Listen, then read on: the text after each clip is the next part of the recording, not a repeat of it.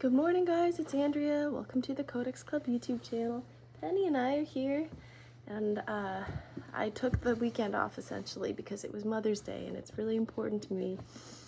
Not just because it's like a holiday for moms, but it's also like in recognition of those that support them and who are loved by them. And I'm so happy to be a mom to these cuties.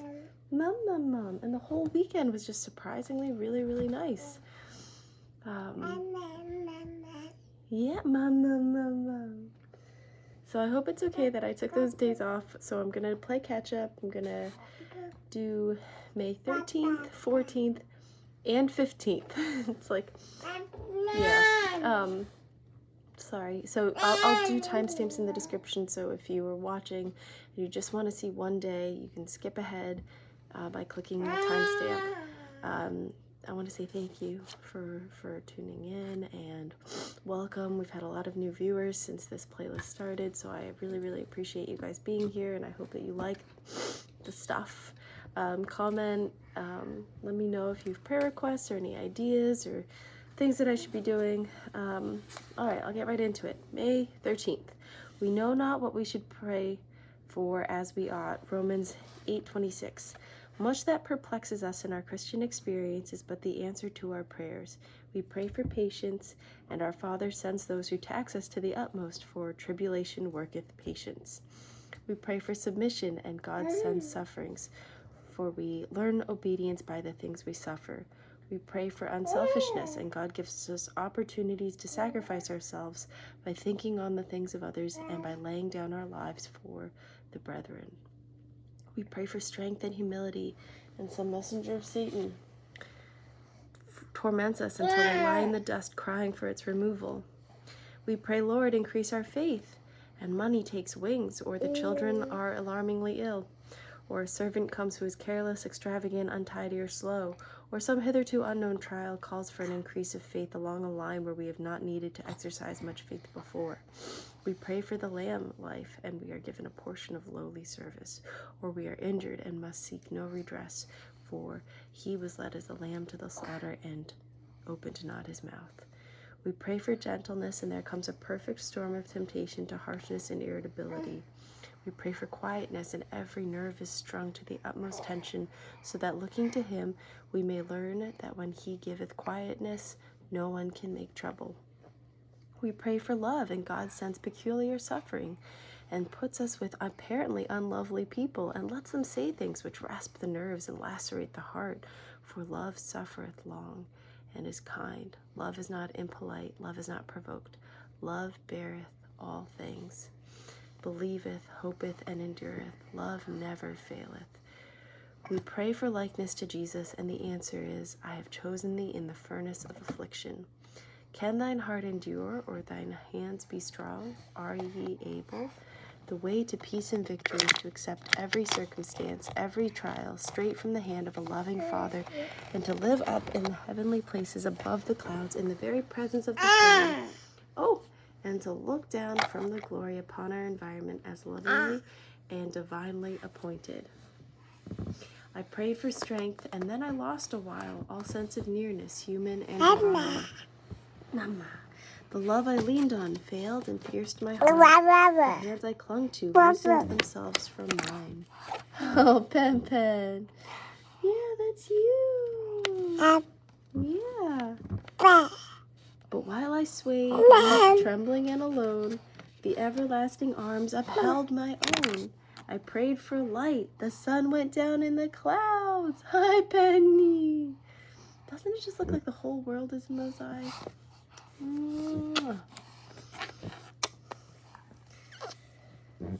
The moon was darkened by a misty doubt. The stars of heaven were dimmed by earthly fears, and all my little candle flames burned out. But while I sat in shadow, wrapped in night, the face of Christ made all the darkness bright. I prayed for peace and dreamed of restful ease, a slumber drugged from pain, of hushed repose. Above my head the skies were black with storm, and fiercer grew the onslaught of my foes. And while the battle raged and wild winds blew, I heard his voice, and perfect peace I knew. I thank thee, Lord, thou wert too wise to heed my feeble prayers and answer as I sought. Since these rich gifts thy bounty has bestowed have brought me more than all I asked or thought. Giver of good, so answer each request with thine own giving, better than my best. And that's by Annie Johnson Flint. I'd like to offer up a poem that I think goes with this. And my brother sent it, and I thought it was really beautiful. It's by Cecil Day Lewis. Okay, it is 18 years ago, almost to the day, a sunny day with leaves just turning, the touch lines new ruled since I watched you play your first game of football, then like a satellite wrenched from its orbit, go drifting away. Behind a scatter of boys, I can see you walking from me towards the school with the pathos of a half-fledged thing set free into a wilderness, the gait of one who finds no path where the path should be. That hesitant figure eddying away like a winged seed loosened from its parent stem has something I never quite grasped to convey about nature's give and take. The small, the scorching ordeals which fire one's irresolute clay. I love that line. Again, ordeals that fire one's irresolute clay. I have had worse partings, but none that so gnaws at my mind still. Perhaps it is roughly saying what God alone could perfectly show, how selfhood begins with a walking away, and love is proved in the letting go.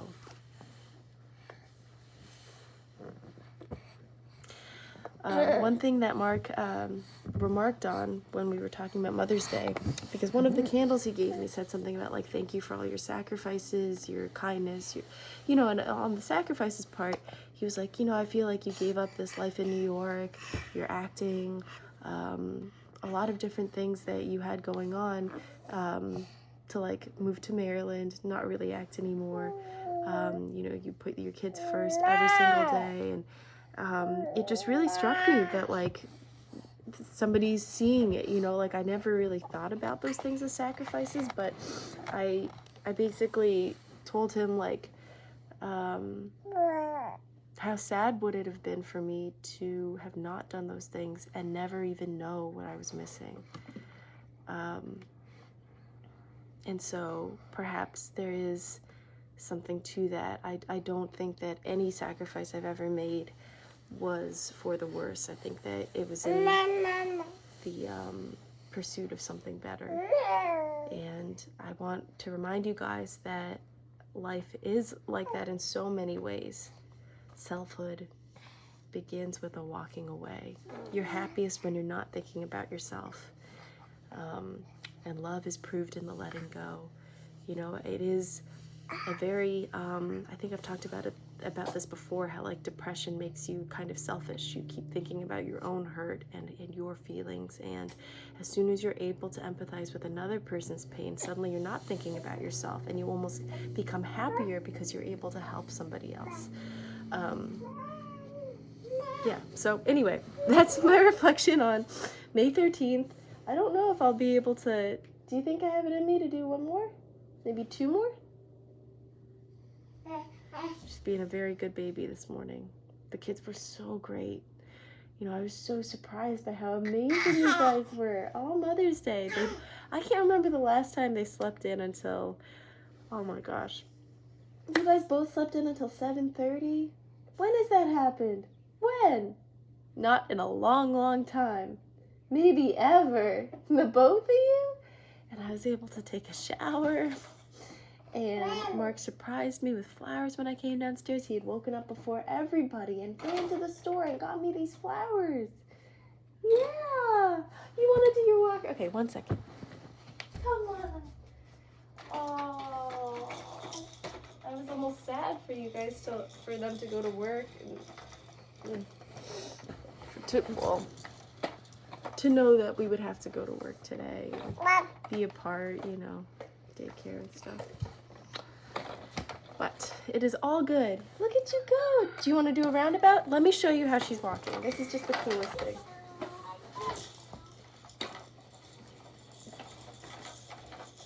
Look at you go. Yay. I'm so proud of you.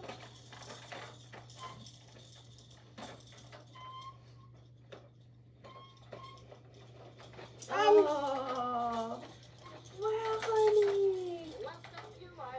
Good job.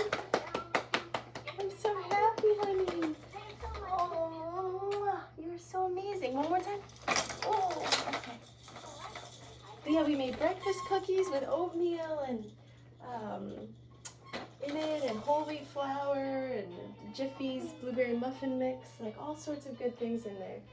Chocolate chips, coconut flakes. The girls just went nuts, like having so much fun mixing and eating the blueberries, and it was just so fun.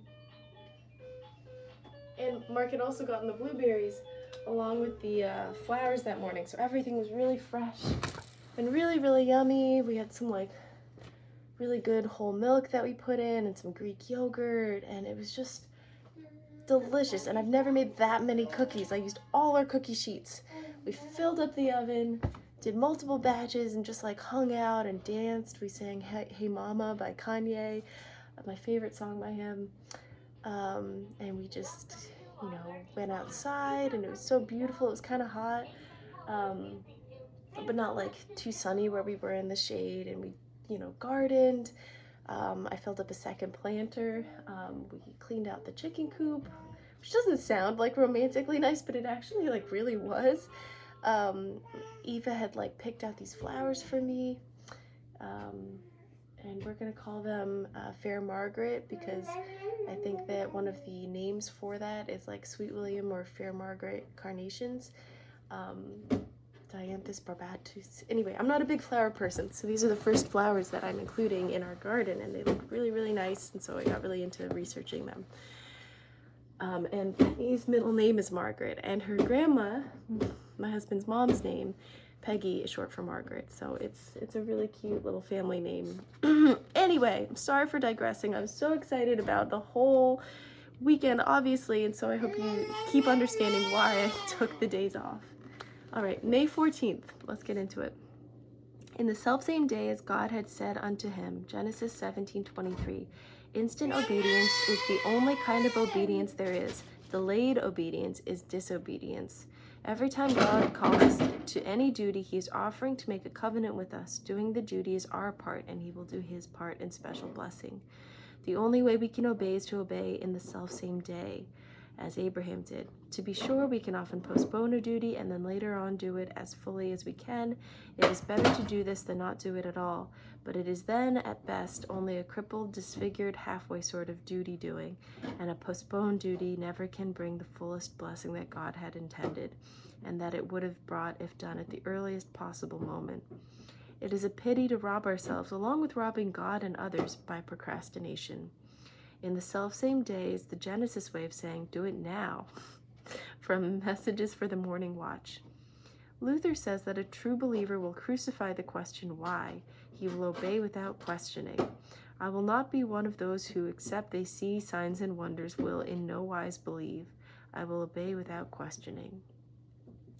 Ours not to make reply, ours not to reason why, ours but to do and die.